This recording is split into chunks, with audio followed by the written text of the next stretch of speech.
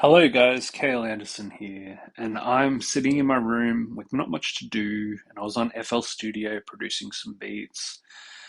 I was watching some YouTube videos on ENFPs and kind of figure out myself a little bit.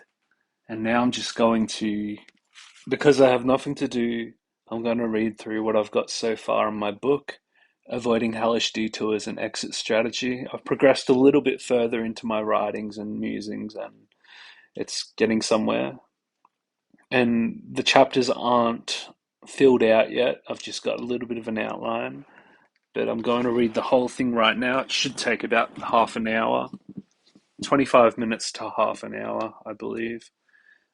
This is going on the Cale Anderson YouTube channel, and I hope you enjoy.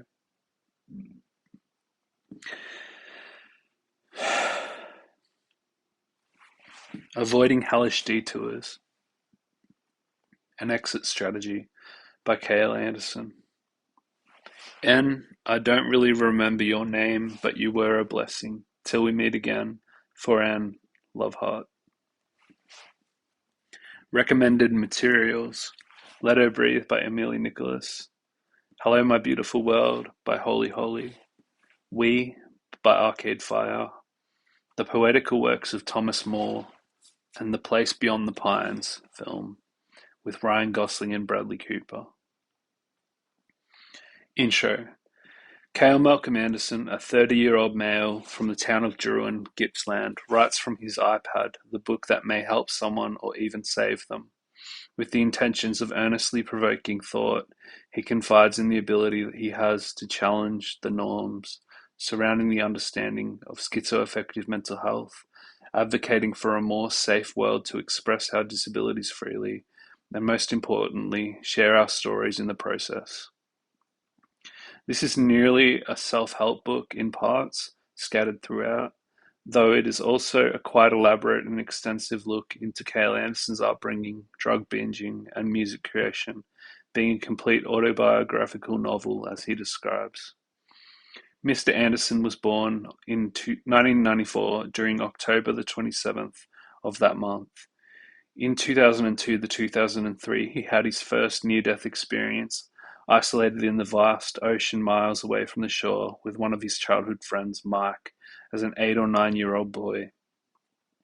The waves swept and crushed them, causing them to lose their strength. Mike's mum came to the rescue but failed to get them to safety and started drowning too. Finally, with all the shouting they'd been doing to Michael Johnson's grandpa, Mike's mum's dad, they saw Cale's dad, Drew, in the distance, who'd only decided to rock up to the beach at this serendipitous moment. Drew Anderson saved Chris and Michael Johnson and Cale's lives that day, so this book wouldn't exist if that intervention didn't happen. At the closing of 2010, at the age of 15, Cale dropped out of high school. He failed all his classes and didn't make a good student, and was told to work woodshop, a trade, or as a cleaner. So he became a cleaner of Best Western motels in Warragul and Druin for the year of 2011. In 2012, at age 17, Cale joined Community College Gippsland in Warragul. He'd failed that too. He also went to Morwell Music TAFE to get a certificate in music, performance and theory, which he did not excel in either, but thrived in passionately. In 2015, he had his drug-induced psychosis after exploring Australia, busking in Melbourne and attending festivals.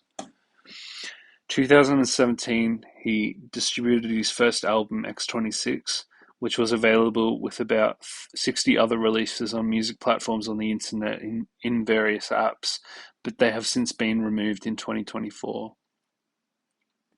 Cale Anderson is the type of human who would put others first but get enthralled in himself, listening to his own music more than any other person, and watching his home videos just like the late, great Daniel Johnston, who also had schizoid-like mental illness.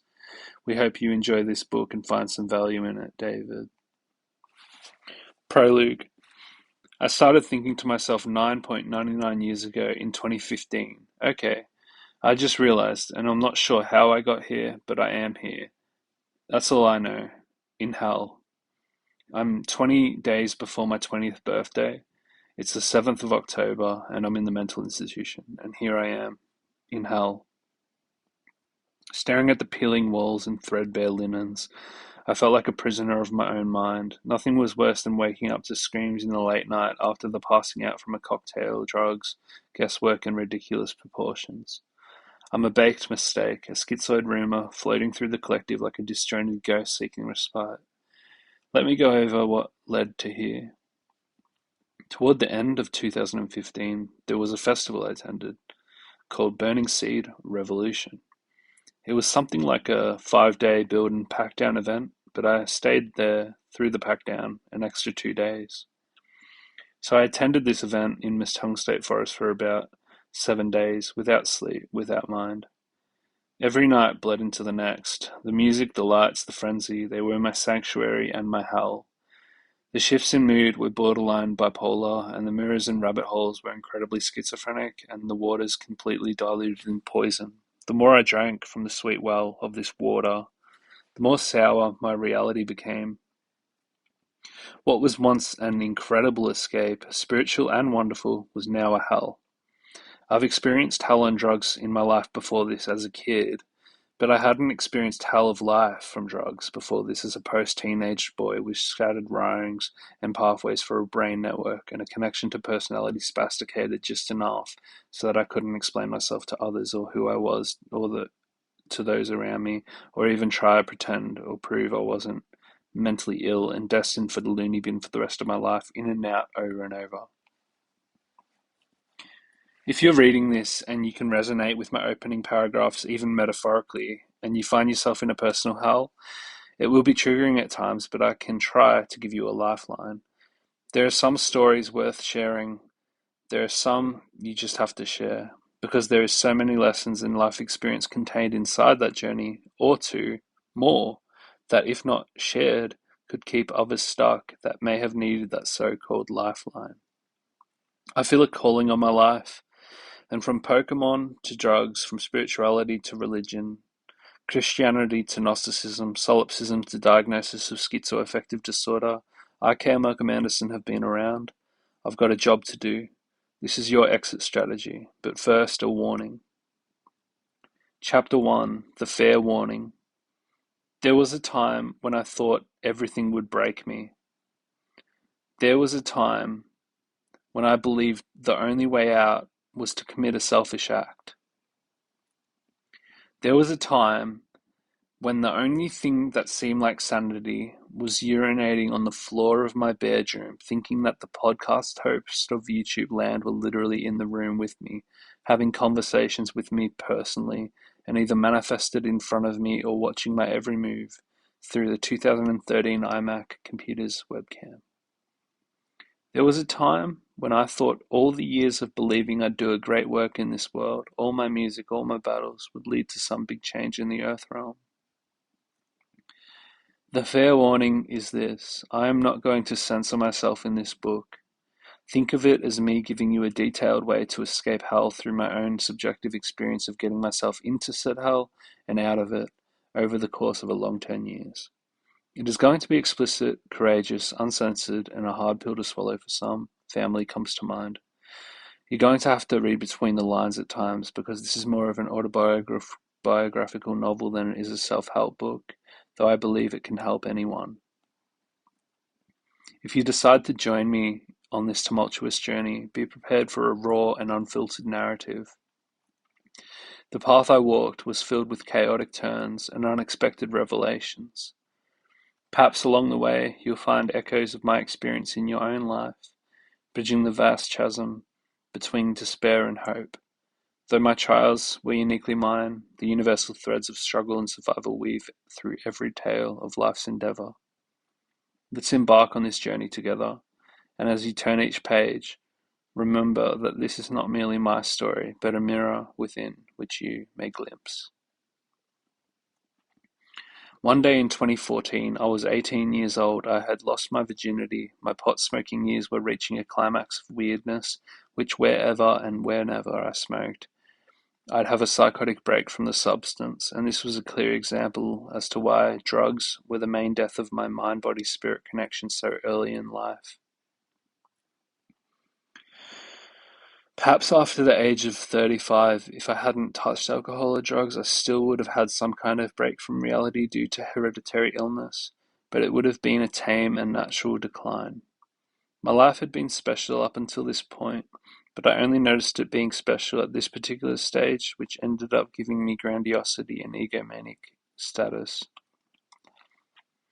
Victoria, Eleanor, Deandra were my three loves up until this point. Marijuana, mushrooms, and alcohol were the ones I was cheating on them with. Well, with the latter girlfriend, it was a threesome and a mutual benefit that we'd smoke and drink, but never did we partake in shrooms together. I was with Deandra for a pretty second as we shared some great memories in 2013 to 2014, and this was around when I'll start sharing the way I fell apart. It has nothing to do with Dee, though we were together under strange circumstances, and I can't go into any more detail about this situation lest she sues me for defamation of character. Wink.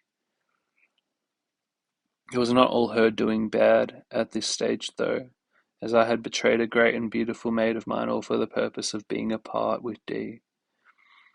I got a call in early 2015 around Easter time from Jesse, a friend I met and hung around with a good while, suggesting I come to confess. It's tomorrow, he adds. I accept. I just finished painting my room turquoise to change the space after the falling out with Deandra, and that wasn't enough to get me out of the feels. Perhaps the colour brought out more emotion as the cyan greens and blues tend to do. Confess seemed to be the perfect way to get out of my way. Jesse had been talking to me for about 5 months about it. It seemed like an amazing opportunity and almost serendipitous or even synchronistic. I packed a small bag with the essentials, ensuring to include my guitar and tent. The drive the drive was long, roads weaving through the fields and forest. As I pulled a CD of Damien Rice's My Favorite Faded Fantasy and asked Jesse to put it in the CD player. His sister commented that the song sounded good. She was in the passenger seat. I was in the back behind Jesse on the right-hand side. As the music filled the car, the gentle strumming melded with the hum of the engine, creating an atmosphere perfectly suited for our journey. Night began to fall, stars emerging against the dark sky when we finally arrived at Confest. It didn't seem like much now, but the people I'd met that night would become pivotal figures in the following festivals leading up to Rainbow Gathering, May 2015, through to the Matrix breaking, Burning Seed Revolution. The festival took about a month to set up. The sights, sounds, and energies combined into a whirlwind of experiences around the glowing bonfires, improvised drum circles, and late-night conversations under the starlit night. Overall, it was a transformative experience, far beyond what any of us had anticipated. But at the same time, for me personally, it was filled with moments where my marijuana addiction took my mental health to a less than quality level. As I toked on the smoke and exhaled, I found myself in a familiar roller coaster-esque experience that I'd had several times in the past 3 years prior to 2025 during to 2015, sorry, during mushroom trips, a seizure that I had at 15 years old in a park from cannabis, and also all the times I took introductory tokes at the young age of 15 to 17 years old. This would be the first few experiences of psychosis, but imagine that times 1,000 without one day of sleep in 5 days over the course of an outdoor experience in blistering heat in the elements on a cocktail of drugs ranging from LSD to MDMA. That's what this led up to. Tip 1. Love yourself for what you've taken on. In mental health, there are the usual stages, the event, the pain, and the regrets. But there are also the spiritual stages too, the expansion, the delusional emotion, and feeling, and the coming back to reality. My first set of advice would be to just go through it the first few times, because you're not going to get it. You're going to blame the government. You're going to want to stay clear of meds. You'll think you're incredibly gifted when you're ill. You'll blame the grandiose to, you believe the grandiose to be a truth. You'll cringe later. Only trust Jesus. Love yourself for being alive today, and the amalgamation of all you are, the broken bits and all, and you'll see you will need to draw your strength from somewhere, and it can't be from your mother, and definitely not yourself. The first episode of Insanity, God Rush 1.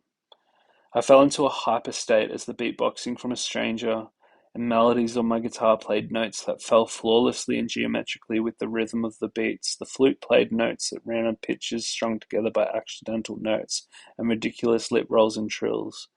I had no idea where my consciousness was heading, but I liked it. Confess was a drug-fueled experience, and tonight was not different from that. I'm tripping on acid. A pretty strong dose of LSD laced on a sugar cube I'd eaten about 2 hours before, and now here I am. This guy's sober. Is he somehow on my level? Is he experiencing what I'm experiencing? We might be one, sharing consciousness. Blah, blah, blah, blah, blah. We speak to one another in an unknown tongue. It just turns out to be random gibberish, but I felt high and mighty with this newfound ancient language. We arrive at a fire where Jesse and a bunch of my other friends at the time were seated around. We share the gibberish with them. Jesse laughs, but the others look concerned. I'm gone, out of my mind. That turned out to be a super cool jam around the fire, yet it was definitely my first tried and true delusion manifestation that wasn't a hallucination from magic mushrooms. I'd hit another level, another layer of reality. The flames flickered in patterns, and each spark felt like a manifestation of my experience. Chapter 2: Blue Light, You Are the Chosen One.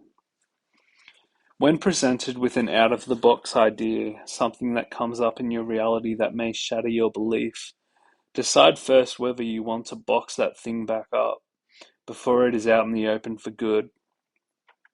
In English class at ECG, it was called at the time, in Warragul, my teacher didn't think much of me and was the same as every teacher of mine before that, stating you'll grow up to be a failure, as one single little example. Though one thing she spoke to me has stuck with me all this time. I wrote a short story as a part of English class in 2012, just before the supposed end of the world, about my friend Jack Al. He was a good friend of mine, great friend of mine, and we shared many experiences that are probably, at least this is what it is for me, pivotal in our development. But before I get too off the cuff, this short story was apparently good. I never excelled in English class, though my ability to express my thoughts and turn ideas vivid was unmatched in my classroom, and it stood out. She complimented my story. The way in which my English teacher at ECG complimented with a single, "Wow, your story is really good," and she ended up giving me an A. The language was kind of crude and the story was random and stupid, but she loved it. It wasn't the sentence that she complimented me with, it was the energy behind it. She really believed in me. The out-of-the-box idea I'm speaking about is that of writing books. I've got a few in the works that I come back to, but don't know how to continue. The last one has been sitting there for 2 months without a new sentence. But we've got to get in our heads that these ideas, once acted on, can be beautiful at best or fatal at worst. And you've just got to pray indefinitely if you've got mental problems that you won't make one of those fatal mistakes. I feel as if we've got to not store these stories for too long, up until they reach expiry and we start to forget the experiences and eventually lose their meaning and lessons. At least in my case, that's what happens. So to continue with the first Hellish Detour, Burning Seed 2015, I'm going to start by saying here comes a lot of drug talk, a lot of mental health talk. First, Rainbow Gathering. Second, Yamea 2015. Third, Burning Seed Revolution. Fourth, Mental Institution 1 of 23. The conditions of Rainbow Gathering. On person, camo, 60-litre backpack. Takamine F340 guitar. Tent, narcissistic maid of mine at the time and as a driver. Champion Ruby Rollies 50 gram. Out in the middle of nowhere, a 35-minute walk into the deep dark forest along a dirt road. Lit star-filled night sky. 25 minutes in, the smell of fire and the sight of signs saying welcome. So here we are, me and my mate at the time, arriving at my first rainbow gathering. I heard about this one from a lovely, quite sexy acquaintance from Confest. These days weren't so bad. Confest had its ups and downs. Rainbow, on the other hand, was full of ups. There was an enthralling sense of freedom sweeping through the air. There were times at Rainbow where we'd take it in turns at the random bathtub that was set up next to the river with a fire underneath to heat it up. There was a cleansing ceremony using smoke in a sticks and leaf dome we built that we could fit almost 25 of us into, and there was a lot of trips we took internally on the wild mushrooms we had growing around the huge open campsite.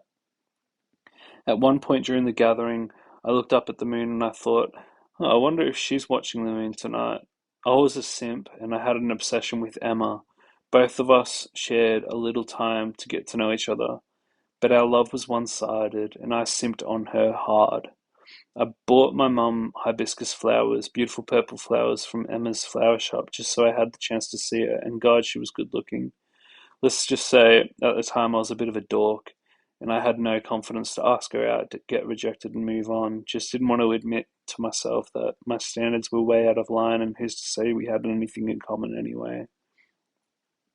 As I gazed up at the moon, David Ananda pops up from walking around in the dark, and I was holding in my left hand a ball with all these flashing lights inside it. By the way, I was on mushrooms. I proceeded to jump around excitedly and purposely bounced the flashy ball into my nutsack, and Ananda laughed his ass off. "Ah, the antics of Cale," he uttered. He was cool, man. I'll never forget that guy. He was the one who'd driven me home to Warragul and stayed at my mum's house with me and Shanti, who'd tagged along with him to get somewhere in Melbourne. Shanti was a gypsy woman with barely any teeth and a penchant for chanting under her breath randomly like an old witch.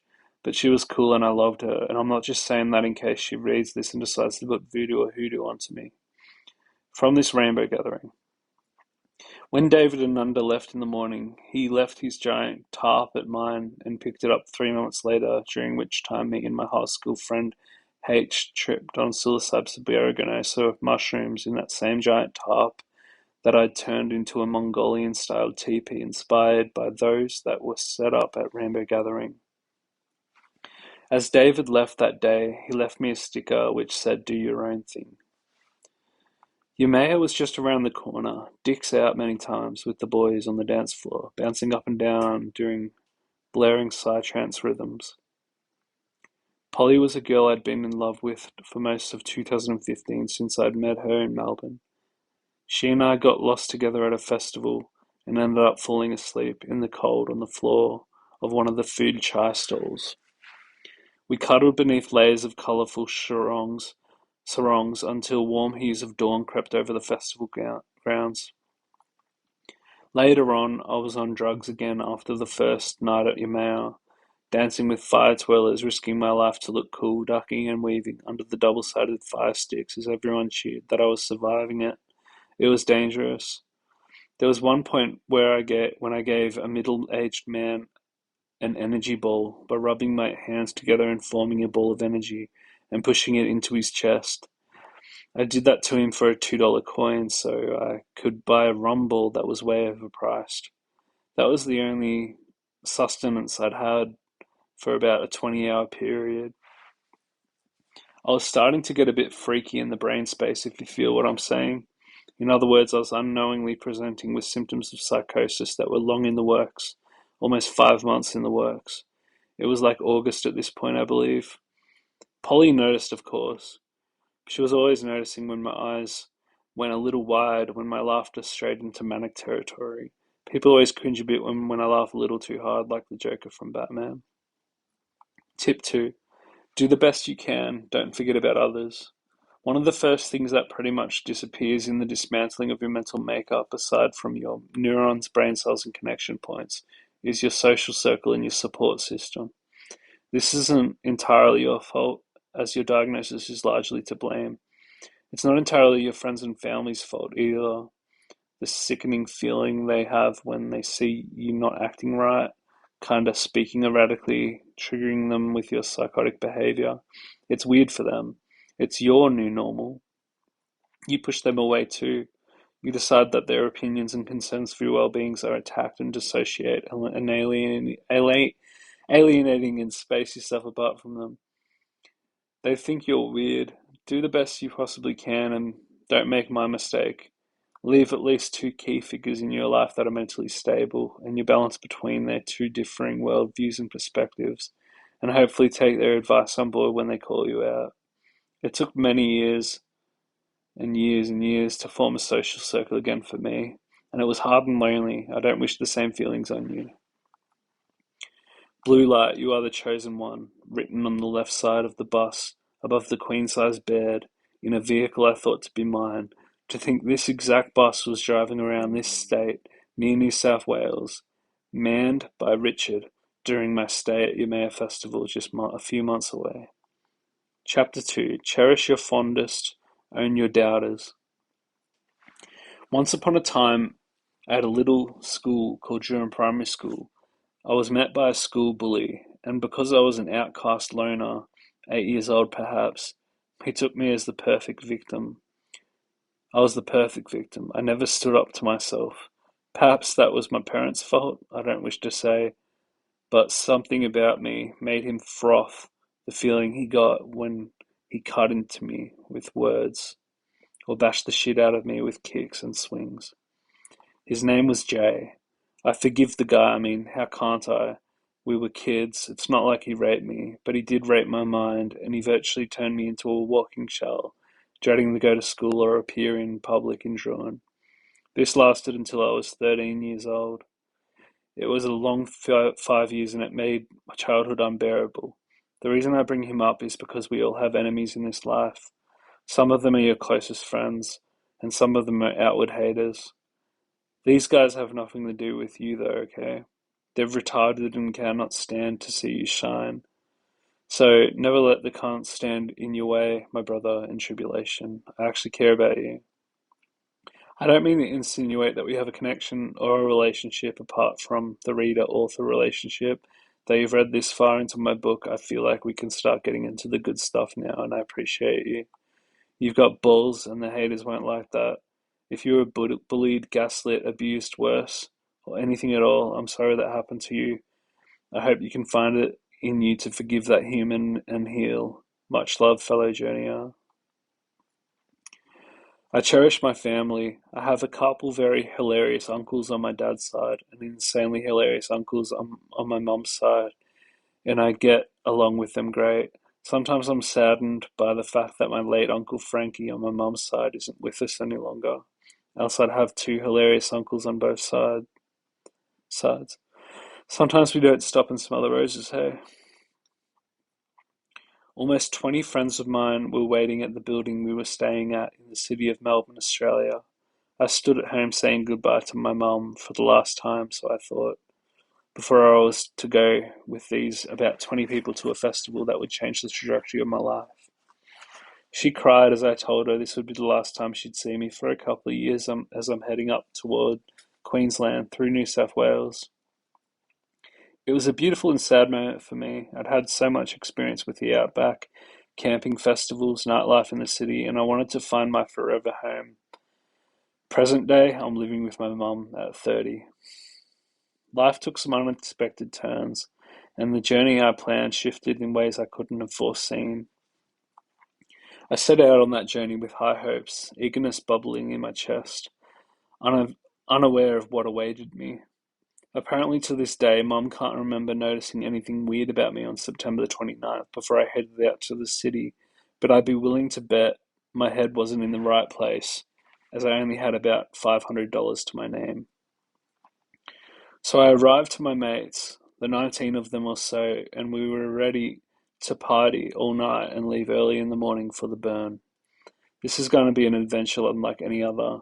I couldn't help but feel the excitement bubbling up inside of me. As we drove toward the festival, laughter filled the car, and music blared from every speaker. Me and Nadia were in high spirits. The anticipation for our upcoming escapades nearly felt by our senses. Nadia was from Norway, and we'd shared a kiss at Metong. Our relationship didn't go anywhere, but the spark was most definitely there. From Norway to Matong, I miss you so long, bright Nadia. Chapter 3: The Mental Illness and Wrath of the Unintegrated Self. That's all, folks. Terence McKenna. The self, when it hasn't been integrated into being consciously, will cause us to have our projections met in the mirror of another. We will see parts of ourselves that we once may have loved or held dear, or were either beaten out of us or spoken out of us at a young age.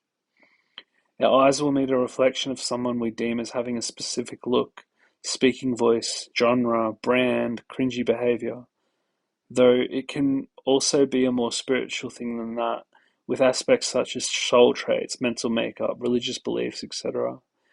It could also be political views. When you meet together schizoaffective disorder in yourself with a dissonant viewpoint of another, you get a myriad of reflections that could cause you to do a bunch of mental gymnastics to apply why said thing may meld with your delusion. When you're delusional, that is. Even still, when you look back, when you're in reality, medicated and stabilized, you will still have mirrors everywhere in people due to the nature of the unintegrated self. My particular take on mental illness and the state of the soul is that if it is a spiritual sickness, almost like a shamanic rite of passage, as if you wouldn't be hand-selected to be a shaman if you were born into the Amazon rainforest with these sorts of schizoid illnesses. It's incredibly misunderstood. Lest there be a bit of confusion, if you haven't figured it out by now, I have a severe mental deficiency. It causes me to go on tangents, and I apologize. It's a part of me. It's also part of the artistic and autistic etiquette I look up to and indulge myself in. But let's shift back to the heart of the journey, the exit strategy, where clarity exists in choices avoided rather than chosen. This strategy centers on careful navigation, ensuring paths that align with peace and preservation, not chaos. It's a hard concept to get your fucking whacked out head around, man. Don't know it. Don't I know it? But we can dance around the fact that we're fucked, or we can dance out of this fucked mess.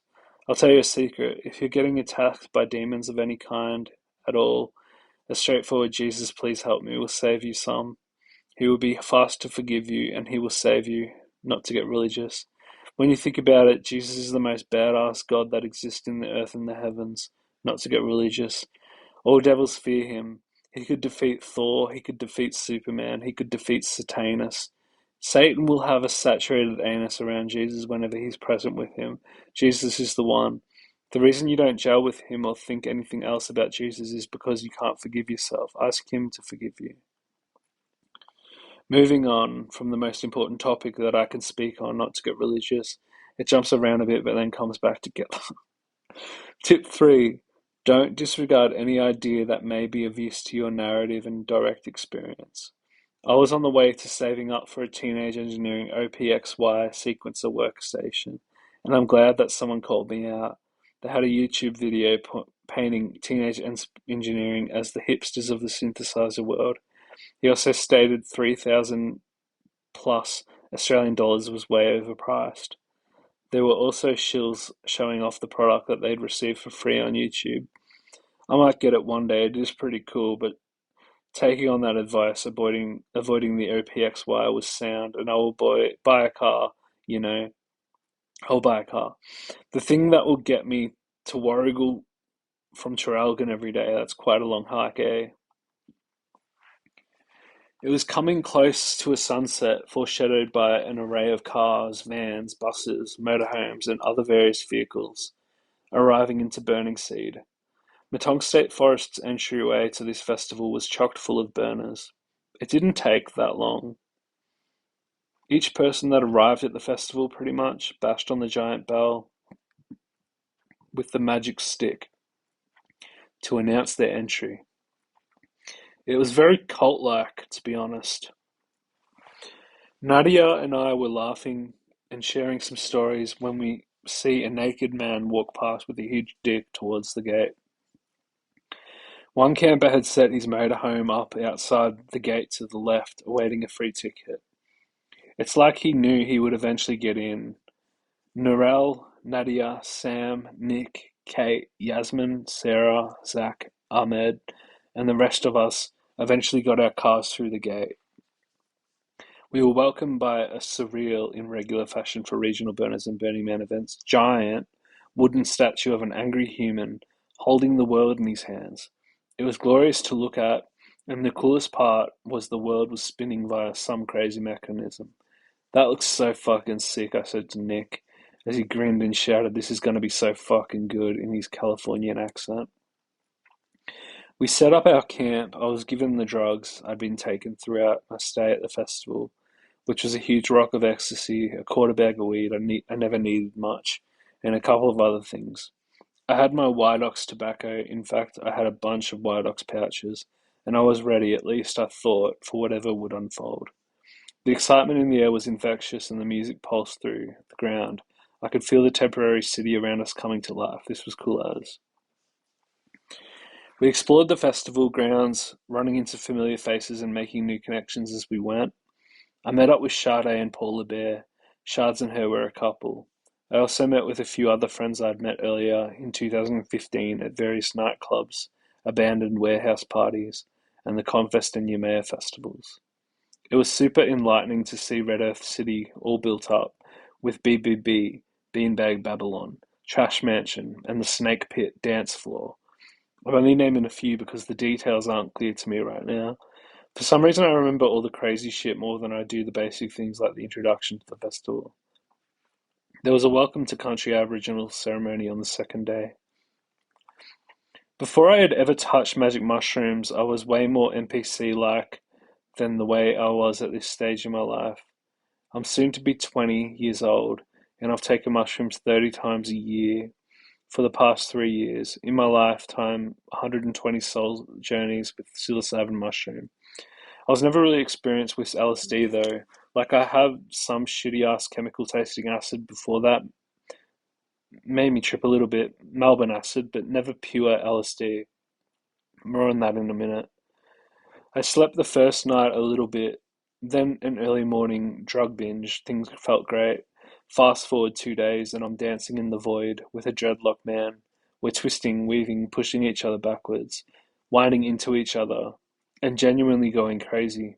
I was on ecstasy and a lot of ecstasy. In fact, I was pretty much just eating and snorting it straight off the rock.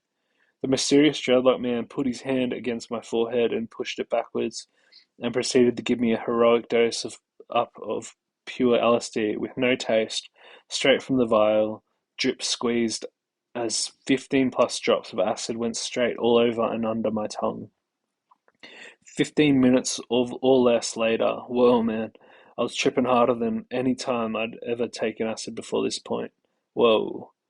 I'm feeling the typical ghosting fingers feeling, flexible, jelly legs, high definition Dolby vision. Immaculate senses, more than 50 new senses activated. So I walked to Beanbag Babylon, and the electro swing music tripped me out. I was soon met by Nick, Ahmed, and Nadia, and one more guy, I can't remember his name, and Ahmed asked, "Cale, how do we get on your level?" I replied, "Come and see." The dreadlock guy's blessing is a curse. Knowledge is power, but too much knowledge is too much power. We reached the dreadlock guy. I felt weird asking him, but I politely inquired, "Hey man, can my mates have some?" And he said, "Only if they pay." The guys went back to the campsite to get their money and came back and got hooked up with some crazy hits from the dropper. Chapter 4: The Kindred's Joint. The second episode of Insanity, merging innocently. Inner, a very awakened sense of inner expansion, felt by all of us, a joint connection of kindred spirits. Outer, consciousness pulled outward, joining with the material, exchanging energies, swapping bodies. We woke up too much. Nick shouted in a quite intimidated way. It was true, we woke up way too hard. 1 second. I am with four of them around a fire passing a joint. Next minute, I'm in Nick's body at the drum kit in the Trash Mansion theme camp, belting out tunes. Bang! I'm me again. I'm still me to this day since then, for the most part, and thank fuck for that. I stared at my hands, relieved to see the familiar nicks and scars that marked them as mine. Lost in the chaos of bodies and souls, we'd found no easy path back. dot plus n plus dot heart xx. Sometimes we just perhaps get a little too spiritual or too high. We lose ourselves and others in the new, drifting without anchors. I wish I could show you, with a piece of cinema, exactly what this trip report entailed, but for now I'll leave it to the world of speculation. To live a life in the balancing act between the mundane and the insane will sometimes hold the worst, like truly splitting apart from the beloved. Unfortunately, a potential lover you ignored in the whirlpool. Do you ever wonder if your soul can truly detach from your body, stretching into the ether, yet tethered like a kite by a thin string of fate? It's not a very orthodox idea. I guess there are many possibilities as to how some of these things happened that used to happen. Hallucinations, consciousness actually doing something, being one. It could be something false, it could be something real. I loved Nick like a brother, Nadia like a sister, and Ahmed like a soulmate. These guys were the realists, and I don't have anything bad to say about them these days. But of all those 20 or so friends, I haven't really interacted with them much since my father and his girlfriend at the time drove me to Melbourne in order to get my stuff back from Crunchy Town, the place where my whole life was pretty much consumed by the entire way through 2015. I saw N, or Eng. She hadn't spoken a word to me in English apart from hi, hello, come back to us, or bye. Yet I knew and recognized her soul all these years ago. We shared a quick kiss before I got into Sue's car, my dad's girl at the time, and headed home to Warrigal for the very last time. I never saw that place or anyone that congregated there ever again. This is the woman who I have memories of, albeit faded ones. This is the lady who had the same energetic signature of mine. Though we never really were in an actual relationship, we were drawn together like a string, and a pen wrote us out of love, and a bee pollinated the flower the string and pen formed. We were in love, but it never happened. It wasn't our fault. It was what went on, most unknowingly to her, behind the scenes at the burn, while she stayed left behind with no ticket at Crunchy Town. She'd heard all the stories before I came back. You gotta keep in mind now that everyone left Burning Seed 5 days into the festival, whereas I stayed an extra two, saved by the mysterious James Adler, a poet who'd also done work with costumes and Broadway, as far as I'm aware, and he was great to me. Thank you guys. It's 4:44 o'clock in the morning. That's a angel number. And also, I love you, and I hope you enjoyed my reading of my book. I'll see you later.